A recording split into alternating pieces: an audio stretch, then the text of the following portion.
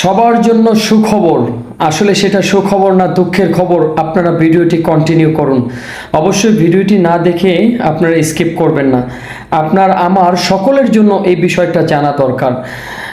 বর্তমান সোশ্যাল মিডিয়ায় দেখা যাচ্ছে যে তালাক যে দিবে সে কাবিনের টাকা দিবে। স্ত্রী তালাক দিলে স্বামীকে কাবিনের টাকা দিতে হবে, আর স্বামী তালাক দিলে স্ত্রীকে কাবিনের টাকা দিতে হবে।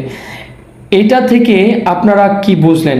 এটাতে আসলে কতটুকু ভালো হলো বা কতটুকু মন্দ হলো আপনারা অবশ্যই আপনার মহামূল্যবান কমেন্টসে জানাবেন।